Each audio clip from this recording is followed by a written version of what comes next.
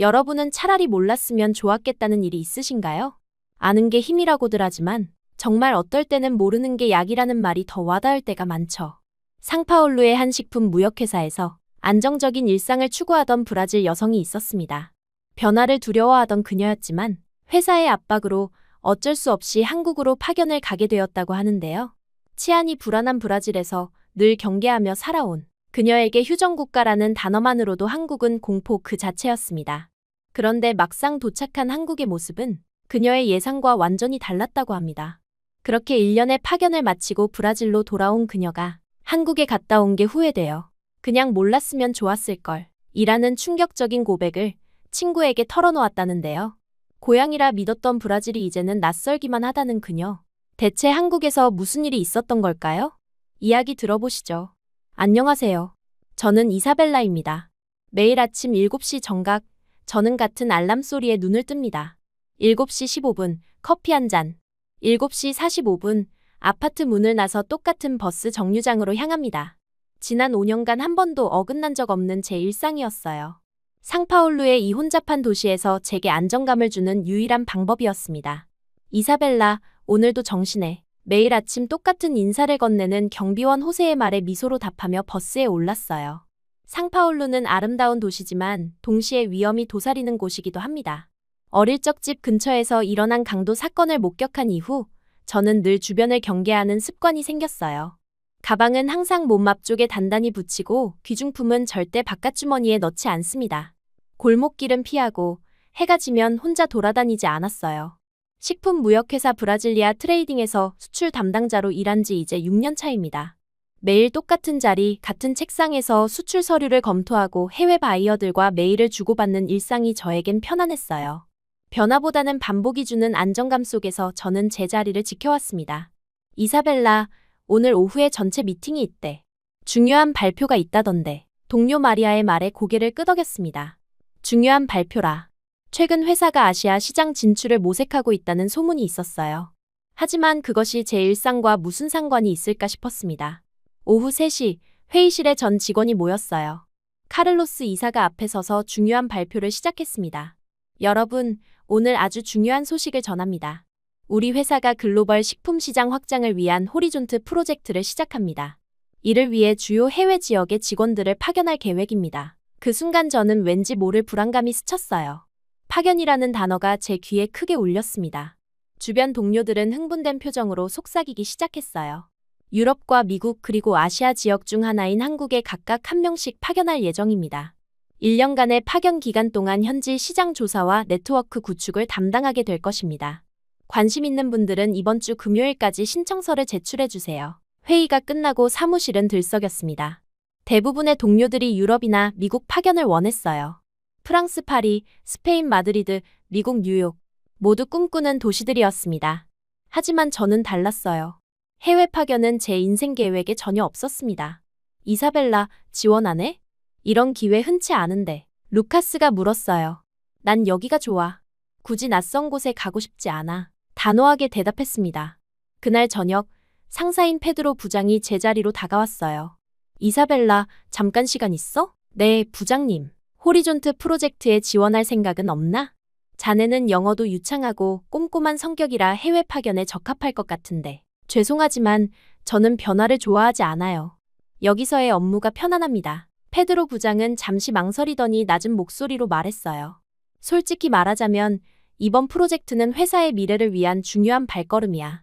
윗선에서는 이 기회에 참여하지 않는 직원들을 어떻게 볼지, 승진이나 향후 경력에 영향이 있을 수도 있어. 그 말에 저는 등줄기가 서늘해졌습니다. 이 회사에서의 안정적인 직장은 제게 무엇보다 중요했어요. 하룻밤을 고민한 끝에 결국 지원서를 제출했지만 마음속으로는 어차피 많은 사람들이 지원할 테니 내가 뽑힐 리 없어라고 생각했습니다. 그러나 예상은 빗나갔어요. 금요일 오후 인사부에서 메일이 왔습니다. 이사벨라 산토스님, 호리존트 프로젝트 한국 파견 지원자로 선발되셨습니다. 월요일 오전 10시 카를로스 이사 사무실로 방문해 주시기 바랍니다. 메일을 읽는 순간 심장이 쿵 내려앉았어요. 한국? 유럽도, 미국도 아닌 한국이라니. 저는 인터넷을 열어 한국에 대해 검색하기 시작했습니다. 대한민국, 휴전국가, 북한과의 군사적 긴장, 의무군 복무, 북한 미사일 도발. 검색 결과를 보며 겁이 덜컥 났어요. 치안이 불안한 상파울루에서도 항상 조심하며 살아온 제가 군사적 긴장이 있는 나라에 간다니요. 그날 밤, 저는 잠을 이루지 못했습니다. 어떻게든 이 파견을 피할 방법을 찾아야 했어요. 월요일 아침 떨리는 마음으로 카를로스 이사 사무실을 노크했습니다. 들어오게, 이사벨라. 이사님, 죄송합니다만 제가 한국 파견을 말을 꺼내기도 전에 카를로스 이사가 웃으며 말했어요. 축하하네. 처음에는 아무도 한국을 지원하지 않아 걱정했는데 자네가 나서줘서 고맙네. 유럽과 미국은 경쟁이 치열했지만 한국은 자네 혼자였어. 순간 말문이 막혔습니다. 제가 직접 한국을 선택한 것처럼 오해하고 있었어요. 하지만 이사님, 저는 자네의 용기가 정말 놀랍네. 한국은 우리에게 새로운 시장이고 그만큼 중요한 곳이야. 준비는 다 됐나? 3주 후면 출국이야. 카를로스 이사의 기대에 찬 눈빛에 거절의 말이 나오지 않았습니다. 결국 저는 어깨를 축 늘어뜨린 채 사무실을 나왔어요. 한국행이 확정된 것입니다. 다음 3주는 악몽 같았어요. 한국어 기초 회화집을 사서 공부하고 한국 문화에 대한 책을 읽었지만 불안감은 커져만 갔습니다. 밤마다 악몽에 시달렸어요. 북한 미사일이 떨어지는 꿈, 낯선 곳에서 길을 잃는 꿈, 아무도 내 말을 알아듣지 못하는 꿈. 이사벨라, 괜찮아.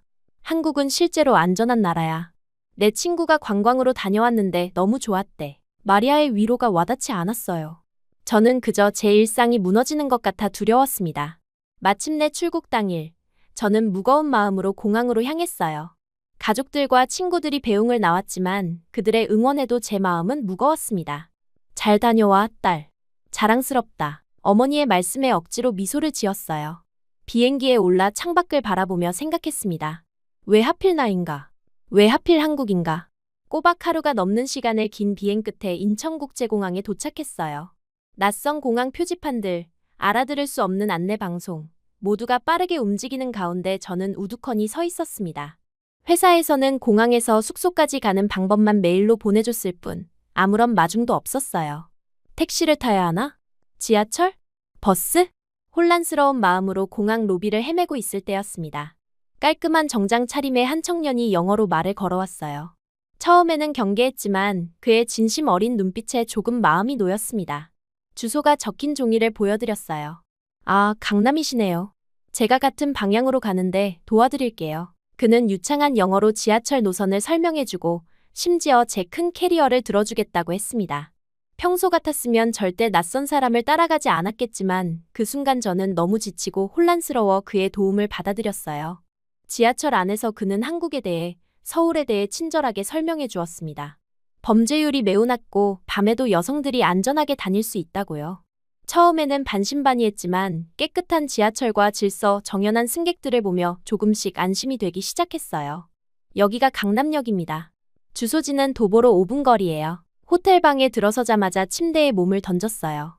시차 적응도 안 된 상태에서 내일부터 바로 회사에 출근해야 한다는 생각에 불안감이 밀려왔습니다. 하지만 동시에 공항에서 만난 그 청년의 친절함이 계속 떠올랐어요. 아마 처음이자 마지막 친절이겠지. 그렇게 저는 한국에서의 첫날을 맞이했습니다. 가장 가기 싫었던 곳, 가장 두려웠던 나라, 그곳에서 앞으로의 1년을 어떻게 버텨야 할지 막막했어요. 하지만 운명이란 가끔 우리가 가장 피하고 싶은 길로 우리를 인도하기도 한다는 것을 그때의 저는 알지 못했습니다. 첫 출근 날, 저는 2시간이나 일찍 준비를 마쳤어요. 낯선 도시에서 길을 잃을까 두려웠기 때문입니다. 호텔 창문으로 서울의 아침을 바라보며 깊은 숨을 들이마셨어요. 인터넷에서 본 위험한 휴전국가의 모습은 찾아볼 수 없었습니다. 대신 반짝이는 고층 빌딩들과 질서, 정연하게 움직이는 사람들이 보였어요. 지하철은 또 다른 놀라움이었습니다. 브라질의 지하철과는 달리 모든 것이 깨끗하고 정확했어요. 지하철 시간표는 분 단위로 지켜졌고 사람들은 줄을 서서 차례대로 탑승했습니다. 무엇보다 놀라웠던 건 새벽 시간임에도 불구하고 여성 혼자 탑승해도 전혀 위험해 보이지 않는다는 점이었어요. 회사 건물 앞에 도착했을 때 심장이 마구 뛰었습니다. 빌딩을 올려다보며 가슴을 쓸어내렸어요. 이제 시작이구나 라고 생각했습니다. 로비에 들어서자 곧바로 한 여성이 다가왔어요. 이사벨라 씨죠? 환영합니다. 저는 통역을 담당할 수진입니다. 수진 씨는 유창한 포르투갈어로 저를 맞이했어요. 얼마나 안심이 되던지 눈물이 날 뻔했습니다. 그녀를 따라 사무실로 들어가자 10명 정도의 직원들이 일제히 고개를 돌려 저를 바라봤어요. 그 순간 제 상상 속에서는 차갑고 비판적인 시선들이 저를 향할 거라고 생각했습니다. 하지만 현실은 달랐어요. 안녕하세요, 이사벨라 씨. 드디어 만나게 되어 반가워요. 브라질에서 오느라 힘들었죠? 시차 적응은 괜찮으세요? 필요한 거 있으면 언제든 말해주세요. 따뜻한 환영 인사와 함께 사무실 한쪽에 마련된 제 자리로 안내받았습니다. 책상 위에는 작은 환영 선물까지 놓여 있었어요. 포스트잇, 메모장, 그리고 귀여운 한국 전통 책갈피까지. 순간 가슴이 따뜻해졌습니다. 팀장님인 김 부장은 차분하고 신중한 분이었어요. 이사벨라 씨, 우리는 당신의 경험과 지식이 매우 소중하다고 생각합니다. 천천히 적응하세요. 질문이 있으면 언제든지 저나 팀원들에게 물어보면 됩니다. 이런 배려심 깊은 환영은 제가 상상했던 냉정한 한국 직장과는 완전히 달랐어요. 첫날부터 저는 제 선입견이 얼마나 잘못되었는지 깨닫기 시작했습니다. 업무 적응은 생각보다 수월했어요. 모든 매뉴얼이 영어로도 준비되어 있었고 각 단계마다 상세한 설명이 있었습니다. 브라질에서는 종종 애매한 지시로 혼란스러울 때가 많았는데 여기서는 모든 것이 명확했어요. 이렇게 하세요. 저렇게 하지 마세요라는 정확한 가이드라인 덕분에 실수할 여지가 적었습니다. 첫 주에 가장 인상 깊었던 사람은 무역팀의 정 과장이었어요. 그는 항상 조용히 자기 일에 집중하는 사람이었지만 제가 어려움을 겪을 때마다 슬며시 다가와 도움을 주었습니다. 첫날 점심시간, 저는 혼자 식당 메뉴판을 들여다보며 당황하고 있었어요. 처음이시면 이 메뉴가 좋을 것 같습니다. 너무 맵지 않고 브라질 사람들도 좋아하더라고요. 조용한 목소리로 말을 건넨 정 과장의 추천으로 처음 먹어본 된장찌개는 놀랍도록 맛있었습니다. 그날 이후로 그는 항상 멀리서 저를 지켜보는 듯했어요. 제가 문서 번역에 어려움을 겪을 때면 어느새 옆에 와서 도움을 주었고 한국어 표현이 어려울 때면 영어로 차분히 설명해 주었습니다. 일주일이 지나자 한국 생활에 조금씩 익숙해지기 시작했어요. 아침에 출근길에 편의점에 들러 삼각김밥을 사 먹는 것도 일상이 되었습니다. 처음에는 낯설었던 김의 맛도 이제는 맛있게 느껴졌어요. 퇴근 후에는 호텔 근처 작은 공원을 산책하는 것이 제 루틴이 되었습니다. 그러던 어느 날 사무실에서 놀라운 광경을 목격했어요. 다른 회사라면 큰 실수로 여겨질 법한 일이 있었는데 김 부장님은 해당 직원을 질책하기는커녕 함께 앉아 어떻게 개선할 수 있을지 차분히 논의하고 있었습니다. 실수는 누구나 할 수 있어. 중요한 건 같은 실수를 반복하지 않는 거야. 라는 말이 제 귀에 들렸어요. 이런 문화는 저에게 새로웠습니다. 브라질에서는 실수가 곧 무능력으로 여겨지기 쉬웠는데 여기서는 성장의 과정으로 받아들여졌어요. 그 순간 저는 이 조직 문화가 마음에 들기 시작했습니다. 두 번째 주부터는 본격적으로 한국과 브라질 간의 식품 무역 전략을 세우는 일에 참여했어요. 회의 시간, 팀원들은 제 의견을 진지하게 경청했고 아이디어에 대해 건설적인 피드백을 주었습니다. 처음으로 제 업무의 진정한 가치를 느꼈어요. 이사벨라 씨의 남미 시장 분석은 정말 통찰력이 있네요. 이런 관점은 우리에겐 없었어요. 정 과장의 조용한 칭찬에 저는 뿌듯함을 느꼈습니다. 그는 늘 그렇게 말은 적지만 한마디 한마디가 의미 있었어요. 매일 반복되던 서류 작업보다 이렇게 전략적인 논의에 참여하는 것이 훨씬 보람찼습니다. 한 달이 지나자 저는 서울의 일상에 완전히 적응했어요. 아침 출근길에 붐비는 지하철, 점심시간에 들르는 근처 식당의 김치찌개, 밤늦게 퇴근해도 안전하게 걸을 수 있는 거리. 이 모든 것이 익숙해졌습니다. 호텔 생활도 나쁘지 않았지만 회사에서 제안한 회사 소유의 외국인 게스트하우스로 이사하게 되었어요. 그곳에는 다른 나라에서 온 파견 직원들도 있어 때때로 서로의 문화를 나누는 시간도 가졌습니다. 독일에서 온 마르쿠스, 태국에서 온 수파, 그리고 저. 우리는 종종 주말에 함께 서울 구경을 다녔어요. 이사벨라, 서울이 어때? 적응은 잘 되고 있어? 수파가 물었습니다. 처음에는 두려웠는데 이제는 오히려 좋아. 안전하고 모든 게 효율적이야. 제 대답에 수파는 고개를 끄덕였어요. 일상의 변화는 저에게 새로운 에너지를 주었습니다. 브라질에서는 항상 같은 식당, 같은 메뉴를 고집했지만 여기서는 매일 다른 식당을 시도해보게 되었어요. 한식, 중식, 일식, 모든 것이 새롭고 흥미로웠습니다. 그러던 어느 날 야근을 하고 있을 때였어요. 사무실엔 저와 정 과장만 남아 있었습니다. 그는 제게 커피 한 잔을 건네며 말했어요. 이사벨라 씨, 항상 수고가 많습니다. 한국 생활은 어떠세요? 그렇게 시작된 대화는 밤늦게까지 이어졌습니다. 그는 브라질에 대해, 제 고향에 대해 많은 질문을 했어요.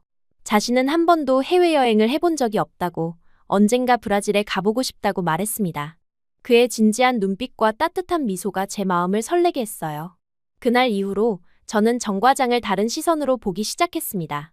그의 조용한 배려, 깊은 통찰력 그리고 책임감 있는 모습이 제 마음에 와닿았어요. 점심시간에 자연스럽게 그의 옆자리를 찾게 되고 그가 없는 날이면 왠지 허전함을 느꼈습니다. 이사벨라 씨, 오늘 저녁에 시간 괜찮으세요? 우리 팀에서 회식이 있는데 한국 전통주를 맛보실 수 있을 거예요. 정 과장의 초대로 참석한 회식에서 저는 처음으로 소주와 막걸리를 맛봤어요. 처음에는 낯선 맛이었지만 팀원들과 함께하는 자리에서 마시니 괜찮았습니다. 그날 밤, 정 과장은 제가 안전하게 숙소로 돌아갈 수 있도록 택시를 잡아주었어요. 조심해서 들어가세요. 내일 봅시다. 그의 배려에 마음이 따뜻해졌습니다. 브라질에서라면 상상도 못할 안전함과 신뢰감이었어요. 업무적으로도 정 과장과의 협력은 늘어갔습니다. 우리는 함께 한국 브라질 무역 확대 프로젝트를 맡게 되었어요. 밤늦게까지 이어지는 회의, 함께 분석하는 시장 자료, 그 과정에서 우리는 더 가까워졌습니다. 이사벨라 씨는 정말 대단해요. 브라질에서 온 지 얼마 안 됐는데 한국 시장을 이렇게 빨리 이해하다니. 그의 칭찬에 저는 부끄러움을 느꼈어요. 사실 모든 건 그의 도움 덕분이었는데 그는 항상 제 공을 인정해 주었습니다. 3개월이 지나자 저는 완전히 다른 사람이 되어 있었어요. 예전에 조심스럽고 변화를 두려워하던 이사벨라는 없었습니다. 대신 적극적이고 자신감 넘치는 제가 있었어요. 한국의 문화, 음식 그리고 사람들, 모든 것이 제 일부가 되어가고 있었습니다. 그리고 정 과장, 그에 대한 제 감정은 점점 더 깊어졌어요. 매일 아침 그의 인사를 기다리고 퇴근 시간이 되면 그와 함께 엘리베이터를 타기 위해 슬쩍 시간을 조절하기도 했습니다. 어느새 저는 그에게 마음을 주고 있었어요. 주말에는 종종 정 과장이 추천한 장소들을 혼자 방문했습니다. 그가 좋아한다는 북촌 한옥마을, 그가 커피를 즐겨 마신다는 카페. 그의 취향을 알아가는 것이 즐거웠어요. 어느 날, 팀 회의가 끝난 후 정 과장이 제게 다가왔습니다. 이사벨라 씨, 남산타워에 가보셨나요? 서울에서 가장 아름다운 야경을 볼 수 있는 곳이에요. 아직 못 가봤어요. 가보고 싶긴 했는데, 저는 기대감에 가슴이 뛰었어요. 혹시 함께 가자는 제안을 할까 기대했습니다. 그럼 꼭 한번 가보세요. 특히 해가 질 무렵이 좋아요. 제 여자친구와 자주 가는 곳인데 정말 로맨틱하거든요. 그 말에 저는 가슴이 철렁 내려앉았어요. 여자친구라니. 제가 몰았던 거지만 그는 이미 연인이 있었던 겁니다. 억지로 미소를 지으며 대답했어요. 네, 꼭 가볼게요. 추천해주셔서 고마워요. 그날 밤, 저는 처음으로 한국에서 외로움을 느꼈습니다. 창밖으로 보이는 서울의 불빛들이 갑자기 낯설게 느껴졌어요. 짝사랑은 이렇게 시작도 전에 끝나버렸지만 그래도 정 과장과의 업무적 관계는 계속되어야 했습니다. 다음 날부터 저는 최대한 자연스럽게 행동하려 노력했어요. 하지만 그의 미소, 그의 배려가 이제는 아프게 다가왔습니다. 그럼에도 불구하고 함께 일하는 시간은 여전히 소중했어요. 그의 옆에서 일하며 배우는 것들, 그의 진중한 태도와 책임감은 저를 더 나은 전문가로 성장시켰습니다. 6개월이 지나자 저는 한국에서의 일상에 완전히 적응했어요. 비록 정 과장에 대한 감정은 포기해야 했지만 한국이라는 나라, 이곳의 문화와 사람들은 제 마음을 완전히 사로잡았습니다. 이제 서울은 제게 더 이상 낯선 곳이 아니었어요. 오히려 처음으로 진정한 자유와 성장을 경험한 곳이었습니다. 그러나 행복한 시간은 빠르게 흘러갔어요. 1년의 파견 기간이 반이나 지났다는 사실을 깨달았을 때 처음으로 불안감이 엄습했습니다. 브라질로 돌아가야 한다면 이 모든 것들 그리고 정 과장과는 어떻게 되는 걸까? 비록 그에게 사랑의 감정을 품을 수는 없게 되었지만 그와의 일상 그리고 한국에서의 모든 경험들이 제게는 너무 소중했어요. 변화를 두려워하던 제가 이제는 변화 속에서 새로운 가능성을 발견하게 된 곳. 이곳을 떠난다는 생각에 가슴이 아팠습니다. 이사벨라 씨, 괜찮으세요? 요즘 좀 피곤해 보여요. 정 과장의 걱정 어린 물음에 저는 그저 미소로 답했어요. 괜찮아요. 그냥 한국에서의 시간이 너무 빨리 지나가서 아쉬워요. 그는 이해한다는 듯 고개를 끄덕였습니다. 아직 많은 시간이 남았어요. 한국에서의 경험을 충분히 즐기세요. 그의 말처럼 저는 남은 시간을 소중히 여기기로 했어요. 하지만 마음 한구석에는 계속해서 불안감이 자리 잡고 있었습니다. 이렇게 변화된 나, 그리고 이곳에서 찾은 행복을 과연 브라질로 돌아가서도 지킬 수 있을까? 그 질문은 제 마음속에 계속 맴돌았어요. 한국에서의 마지막 날, 사무실에는 작은 환송회가 열렸어요. 모두가 제게 따뜻한 인사를 건넸지만 정 과장의 표정만은 어딘가 복잡해 보였습니다. 1년이라는 시간 동안 우리는 단순한 동료 이상의 관계가 되어 있었어요. 비록 제 마음을 전하지는 못했지만 함께 밤새 프로젝트를 완성했던 기억, 어려운 고비마다 그가 건네주던 위로의 말들이 가슴에 깊이 새겨져 있었습니다. 이사벨라 씨, 브라질에 돌아가서도 가끔 연락해요. 우리 프로젝트의 결과가 어떻게 되는지 알려드릴게요. 그의 마지막 인사에 저는 애써 밝은 표정을 지으며 고개를 끄덕였어요. 하지만 속으로는 이미 그리움이 시작되고 있었습니다. 인천공항으로 향하는 차 안에서 창밖을 바라보며 생각했어요. 1년 전에는 이 도시가 얼마나 두렵고 낯설었는데 이제는 떠나는 것이 더 두렵다니. 비행기가 이륙하는 순간 창문 너머로 서울의 마지막 풍경을 담았습니다. 아쉬움과 그리움 그리고 미련이 한데 뒤섞인 채 저는 브라질로 향했어요. 경유도 하고 하루가 넘는 시간 동안 비행 끝에 상파울루 공항에 도착했을 때 가족들이 환한 미소로 저를 맞이했습니다. 어머니는 눈물을 글썽이며 저를 꼭 안아주셨어요. 얼마나 보고 싶었는지 몰라, 딸. 그 순간만큼은 고향에 돌아온 기쁨이 컸습니다. 하지만 그 기쁨은 오래가지 않았어요. 공항을 나서는 순간부터 저는 문화적 충격을 경험하기 시작했습니다. 한국의 질서정연함에 익숙해진 제게 무질서하게 밀치며 나아가는 사람들의 행렬은 낯설게 느껴졌어요. 택시를 타고 집으로 향하는 길, 창밖으로 보이는 쓰레기가 널린 거리와 낙서로 뒤덮인 벽들이 눈에 들어왔습니다. 집에 도착해 제 방에 들어서자 익숙한 냄새와 물건들이 저를 반겼어요. 하지만 이상하게도 이 공간조차 낯설게 느껴졌습니다. 1년 동안 저는 그만큼 변해 있었던 거예요. 다음 날 아침, 자명종이 울리자 저는 반사적으로 손을 뻗었습니다. 한국에서 쓰던 휴대폰을 찾으려는 습관이 남아 있었어요. 현실을 깨닫고 심호흡을 하며 일어났습니다. 이제 다시 시작이야. 회사로 출근하는 길, 저는 본능적으로 주변을 경계하고 있는 제 모습을 발견했어요. 가방을 꼭 붙잡고 지나가는 오토바이를 의식하며 낯선 시선을 피하는 모습. 한국에서는 잊고 있었던 습관들이 다시 돌아왔습니다. 1년 전에는 너무나 당연했던 이 행동들이 이제는 피로하게 느껴졌어요. 브라질리아 트레이딩 본사에 도착하자 동료들이 반갑게 맞아주었습니다. 이사벨라, 돌아왔구나. 한국은 어땠어? 모두가 한국에 대해, 제 경험에 대해 물었지만 그들에게 제 감정을 어떻게 설명해야 할지 막막했어요. 좋았어요. 생각보다 훨씬 발전된 나라더라고요. 간단하게 대답했습니다. 자리에 앉아 업무를 시작하려는데 첫 메일부터 혼란스러웠어요. 마감 기한도 명확하지 않고 한국과 달리 그 어떤 형식으로 진행해야 하는지에 대한 지침도 없었습니다. 한국에서는 모든 업무 지시가 명확했는데 여기서는 알아서 해라는 식의 애매한 방식이 다시 낯설게 느껴졌어요. 그땐 그냥 열심히만 했는데 지금 와서 보니 일을 한 건지 시간을 버린 건지 헷갈렸어요. 점심시간 동료들과 근처 식당으로 향했습니다. 한국에서는 늘 정시에 식사를 했는데 여기서는 모두가 들쑥날쑥 나오면서 30분 넘게 기다리는 것이 당연한 듯했어요. 식당에 도착해 메뉴를 보는데 문득 한국의 깔끔한 식당과 정갈한 반찬들이 그리워졌습니다. 이사벨라, 왜 그렇게 멍하니 있어? 루카스의 질문에 저는 현실로 돌아왔어요. 아니야, 그냥 시차 적응이 안 된 것 같아. 변명처럼 대답했습니다. 사실 시차보다 더 적응하기 어려웠던 것은 문화적 충격이었어요. 한국에서의 질서와 효율성, 명확함에 익숙해진 제게 브라질의 유연함과 즉흥성은 이제 혼란으로 다가왔습니다. 이전에는 당연하게 여겼던 것들이 이제는 불편하게 느껴졌어요.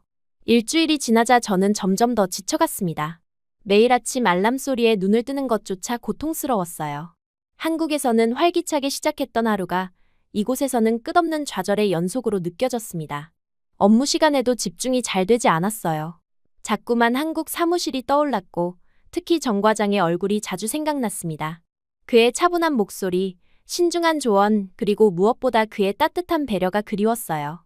브라질에서는 그런 동료를 찾을 수 없었습니다. 업무 메일을 확인하다 문득 한국 지사에서 온 메일을 발견했어요. 정 과장이 보낸 것이 아니라 김 부장의 메일이었습니다. 우리가 함께 진행했던 프로젝트가 성공적으로 마무리되었다는 소식이었어요. 메일 아래에는 팀원들의 짧은 인사가 있었지만 정 과장의 메시지는 없었습니다. 그 사실이 왠지 마음 아팠어요. 한 달이 지나자 저는 완전히 다른 사람이 되어 있었습니다. 한국에서 얻었던 자신감과 열정은 사라지고 대신 무기력함과 우울함이 자리 잡았어요. 매일 밤 한국에서의 기억을 되새기며 잠이 들곤 했습니다. 깨끗한 거리, 안전한 밤길, 명확한 업무 지시, 그리고 정 과장의 미소. 이사벨라, 오늘 저녁에 시간 있어? 다들 내가 걱정돼. 요즘 너무 침울해 보여. 오랜 친구 마리아의 제안으로 우리는 작은 바에서 만났어요. 한 잔, 두 잔 술이 들어가자 제 마음의 벽이 무너졌습니다. 눈물이 왈칵 쏟아졌어요. 마리아, 나 미쳐버릴 것 같아. 한국에 갔다 온 게 후회돼. 그냥 몰랐으면 좋았을걸. 무슨 소리야? 한국이 그렇게 좋았어? 좋았던 게 아니야. 내가 거기서 달라졌어. 더 나은 사람이 됐다고 생각했는데. 이제 여기서는 적응할 수가 없어. 마리아는 이해한다는 듯 고개를 끄덕였어요. 가끔 그런 일이 있어. 새로운 경험이 우리를 바꿔놓고 나지. 그날 밤 집으로 돌아오는 길. 저는 처음으로 자신의 감정을 솔직하게 인정했습니다. 한국이 그리웠어요. 그곳의 모든 것, 그리고 특히 정 과장이 보고 싶었습니다. 그의 말투, 미소, 괜찮아요 라며 건네주던 따뜻한 물컵까지도. 비록 그에게 제 마음을 전하지 못했지만 그는 제 인생의 중요한 부분이 되어 있었어요. 집에 도착해 핸드폰을 확인하니 정 과장에게서 메시지가 와 있었습니다. 심장이 두근거렸어요. 이사벨라 씨, 잘 지내시나요? 브라질 생활은 어떠세요? 여기 프로젝트는 잘 마무리됐습니다. 당신의 기여가 컸어요. 간단한 메시지였지만 저는 몇 번이고 다시 읽었습니다. 그가 아직 저를 기억하고 있다는 사실만으로도 위로가 되었어요. 하지만 동시에 더 큰 그리움이 밀려왔습니다. 메시지에 어떻게 답해야 할지 고민하다가 솔직하게 제 상황을 알리기로 했어요. 정 과장님, 메시지 감사합니다. 솔직히 말씀드리면 적응이 쉽지 않네요. 한국에서의 생활이 많이 그립습니다. 다음 날 아침 그의 답장이 와 있었습니다. 그럴 수 있어요. 큰 변화를 경험하셨으니까요. 시간이 필요할 거예요. 혹시 도움이 필요하시면 언제든 연락주세요. 그의 메시지에 위안을 얻었지만 현실은 변하지 않았어요. 여전히 브라질에서의 일상은 고통스러웠습니다. 출근길에 마주치는 혼잡한 교통, 업무 시간의 비효율성, 퇴근 후 안전에 대한 끊임없는 걱정. 이 모든 것들이 저를 지치게 했어요. 2달이 지나자 회사에서도 변화가 감지되기 시작했습니다. 페드로 부장이 저를 사무실로 불렀어요. 이사벨라, 솔직히 말해서 내가 돌아온 후로 업무 성과가 많이 떨어졌어. 무슨 문제라도 있는 거야? 저는 깊은 한숨을 내쉬었습니다. 죄송합니다, 부장님. 적응하는 데 시간이 좀 필요한 것 같아요. 한국에서는 문제 없었다고 들었는데 오히려 뛰어난 성과를 냈다면서? 그 말에 문득 깨달음이 왔어요. 맞습니다. 한국에서는 제가 다른 사람이었어요. 더 자신감 있고 적극적이고 행복했습니다. 그곳에서의 환경이 저를 그렇게 만들었어요. 맞아요, 부장님.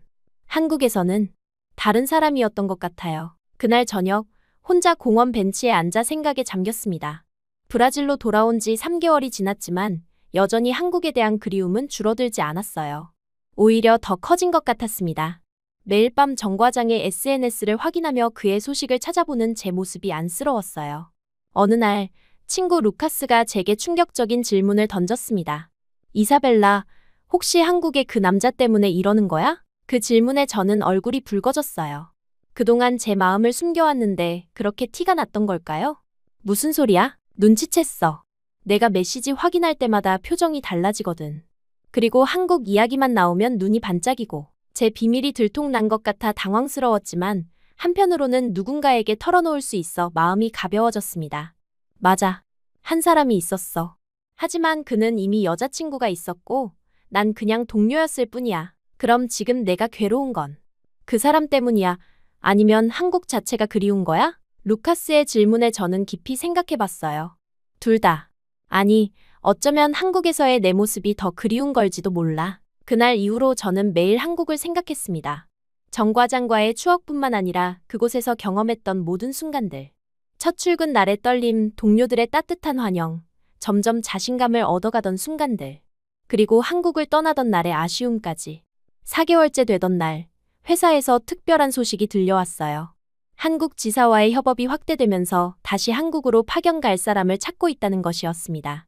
이번에는 장기 파견으로 최소 2년 이상 현지에 머물며 업무를 담당해야 한다고 했어요. 그 소식을 들은 순간 제 심장은 미친 듯이 뛰기 시작했습니다. 이것은 운명일까요? 다시 한국으로 갈 수 있는 기회가 제게 주어진 것이었어요. 하지만 동시에 두려움도 밀려왔습니다. 만약 돌아가서 정 과장을 다시 만나게 된다면? 그가 이미 결혼했다면? 혹은 저에 대한 기억이 희미해졌다면? 온갖 불안한 생각들이 머릿속을 맴돌았어요. 그럼에도 불구하고 저는 망설임 없이 파견 신청서를 제출했습니다. 이제 더는 브라질에서 헛된 그리움의 시간을 낭비하고 싶지 않았어요. 다시 한국으로 가서 그곳에서 찾았던 제 자신을 되찾고 싶었습니다. 그리고 용기가 있다면 이번에는 정 과장에게 제 마음을 전할 수도 있을 것 같았어요. 파견 결과를 기다리는 2주 동안 저는 처음으로 희망을 품기 시작했습니다. 한국어 공부를 다시 시작했고 한국 뉴스를 찾아보며 그곳의 변화를 알아갔어요. 그리고 가끔은 정 과장에게 짧은 메시지를 보내며 연락을 이어갔습니다. 마침내 결과 발표 날이 왔어요. 사무실 게시판에 파견자 명단이 붙었고 제 손은 떨리는 마음으로 그 종이를 향해 뻗어갔습니다. 그리고 거기에 제 이름이 있었어요. 이사벨라 산토스, 한국 서울지사 파견. 그 순간 제 눈에서는 기쁨의 눈물이 흘러내렸습니다. 다시 한국으로, 다시 그곳에서의 삶으로 돌아갈 수 있게 된 것이었어요. 페드로 부장이 제게 다가와 축하의 말을 건넸습니다. 축하해, 이사벨라. 내가 한국에서 좋은 성과를 냈다는 건 알고 있었어. 이번에는 더 오래 머물면서 우리 회사의 아시아 시장을 확대해 주길 바래. 감사의 말을 전하고 자리로 돌아온 저는 곧바로 정 과장에게 메시지를 보냈어요. 정 과장님, 좋은 소식이 있어요. 곧 다시 한국으로 가게 되었습니다. 이번에는 2년 이상의 장기 파견이에요. 몇 분 후 그의 답장이 왔습니다. 정말요? 축하드립니다. 다시 함께 일하게 되어 기쁩니다. 단순한 문장이었지만 그 메시지는 제게 큰 용기를 주었어요. 저는 마치 다른 사람이 된 것처럼 활기차게 지냈습니다. 브라질에서의 마지막 시간들을 소중히 여기며 가족과 친구들과 많은 시간을 보냈어요. 파견 결정 후 6개월이 흘렀어요. 그 기간 동안 저는 한국어 공부에 매진했고 정 과장과도 종종 메시지를 주고받았습니다. 그는 새 프로젝트에 대해, 저는 브라질의 소식에 대해 이야기했어요. 우리 사이에는 여전히 동료라는 선이 그어져 있었지만 그의 메시지 하나하나가 저에게 큰 기쁨이었습니다. 드디어 한국행 비행기에 오르는 날, 저는 첫 파견 때와는 완전히 다른 감정이었어요. 두려움 대신 설렘이, 불안 대신 기대감이 가득했습니다. 이번에는 1년이 아닌 최소 2년 이상의 장기 파견이었어요. 그리고 이번에는 제가 팀장 역할을 맡게 되었습니다. 인천공항에 도착했을 때 저는 긴장감에 심장이 빠르게 뛰었어요. 공항에 마중 나온다는 메시지를 받았지만 누가 올지는 알려주지 않았습니다. 혹시 정 과장이 나와 있을까? 아니면 김 부장님? 생각만으로도 가슴이 두근거렸어요. 입국장을 나서는 순간 눈에 익은 얼굴이 보였습니다. 정 과장이었어요. 그는 손에 작은 환영 꽃다발을 들고 저를 기다리고 있었습니다. 우리의 눈이 마주친 순간 시간이 멈춘 것 같았어요. 그의 미소는 여전했고 그 따뜻한 눈빛도 그대로였습니다. 이사벨라 씨, 다시 만나게 되어 반갑습니다. 말없이 웃고 있는 제게 그가 다가왔어요. 그리고 예상치 못한 일이 일어났습니다. 그는 제 캐리어를 받아들고 말했어요. 이번에는 놓치지 않을 거예요. 그 말이 무슨 의미인지 그때는 정확히 이해하지 못했습니다. 하지만 곧 알게 되었어요. 차 안에서 정 과장은 조심스럽게 말을 꺼냈습니다. 그동안 많은 일이 있었고 그가 말했던 여자친구와는 헤어졌다고요. 그리고 제가 떠난 후 비로소 깨달았다고, 자신에게 얼마나 소중한 존재였는지를. 뭐라고 대답해야 할지 모르겠어요. 솔직한 마음을 전했습니다. 서두르지 않아도 돼요. 우리에겐 시간이 많으니까요. 그날 이후 우리는 천천히 서로를 알아가기 시작했어요. 업무적으로는 여전히 프로페셔널한 관계를 유지했지만 퇴근 후에는 종종 함께 식사를 하거나 서울의 밤거리를 산책했습니다. 그는 제게 한국의 숨은 명소들을 소개해 주었고 저는 그에게 브라질 음식을 만들어 대접했어요. 3개월이 지났을 때 정 과장은 제게 공식적으로 고백했습니다. 한강변 벤치에 앉아 그는 떨리는 목소리로 말했어요. 이사벨라 씨, 당신을 좋아합니다. 앞으로 함께할 수 있을까요? 그 순간 저는 망설임 없이 대답했습니다. 네, 저도 당신을 좋아해요. 사실 처음부터 그랬어요. 우리의 관계는 자연스럽게 발전했어요. 6개월 후 저는 그의 가족을 만났고 1년 후에는 그가 제 부모님을 만나기 위해 브라질로 함께 여행했습니다. 모든 것이 완벽하게 맞아떨어지는 듯했어요. 2년의 파견 기간이 끝나갈 무렵 회사에서는 저에게 새로운 제안을 했습니다. 한국 지사의 정식 직원으로 전환하는 것이었어요. 브라질과 한국을 오가는 국제팀의 리더로서 저의 경험과 언어 능력을 높이 평가했다고 합니다. 그리고 같은 시기 정 과장은 제게 청혼했어요. 남산타워에서 그는 작은 반지를 꺼내며 물었습니다. 이사벨라, 내 아내가 되어주겠어요? 눈물을 참으며 고개를 끄덕였어요. 이제 한국은 더 이상 파견지가 아니었습니다. 이곳은 제 미래, 제 사랑, 제 꿈이 있는 곳이었어요. 결혼식은 소박하게 치렀습니다. 양가 가족들과 가까운 친구들만 초대했어요.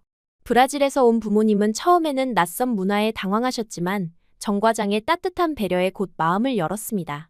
우리 딸이 행복하다면 그것으로 충분해요. 어머니의 말씀에 저는 눈물을 흘렸어요. 그렇게 저는 한국에서의 새로운 삶을 시작했습니다. 10년이 흘렀어요. 지금 저는 여전히 한국에 살고 있고 이제는 두 아이의 엄마가 되었습니다. 첫째 딸 소피아와 둘째 아들 준호, 두 아이는 한국과 브라질 문화를 모두 배우며 자라고 있어요. 집에서는 포르투갈어와 한국어를 번갈아 사용하고 명절에는 한국 전통 음식과 브라질 요리를 함께 즐깁니다. 매일 아침, 정 과장.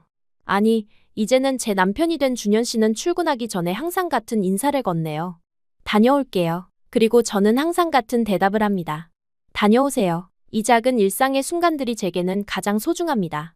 한때는 변화를 두려워하고 안정만을 추구했던 제가 이제는 새로운 문화, 새로운 나라에서 행복한 가정을 이루었어요. 아이들은 두 나라의 문화를 자연스럽게 받아들이며 더 넓은 세계관을 가지고 자라고 있습니다. 가끔 브라질에 계신 부모님을 방문할 때면 아이들은 신나게 외할머니, 외할아버지와 시간을 보내요. 그리고 돌아올 때면 항상 묻습니다. 엄마, 우리는 언제 집에 가요? 그들에게 집은 서울이에요. 그리고 저에게도 마찬가지입니다. 한국에서의 삶이 항상 쉬웠던 것은 아니에요. 언어 장벽, 문화적 차이, 때로는 외국인으로서 느끼는 소외감도 있었습니다. 하지만 준현 씨의 변함없는 지지와 사랑 덕분에 모든 어려움을 극복할 수 있었어요. 이제 저는 브라질 출신의 한국 며느리로 두 문화를 잇는 다리 역할을 하고 있습니다. 회사에서는 국제 비즈니스 팀장으로, 집에서는 두 문화의 가치를 전하는 어머니로요. 처음 한국에 발을 디뎠을 때의 두려움과 불안은 온데간데 없고 이제 이곳은 제 진정한 집이 되었어요. 가끔 생각합니다. 만약 그때 용기를 내어 파견을 지원하지 않았다면, 만약 두 번째 기회가 주어지지 않았다면 지금의 제 삶은 어땠을까요? 상상조차 할 수 없습니다.